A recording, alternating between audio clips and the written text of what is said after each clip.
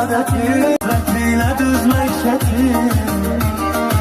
Ay kız senin gözlerin, sevda dolu bakışı var, kömürlere bakışı var, sevinç keder yağışı var.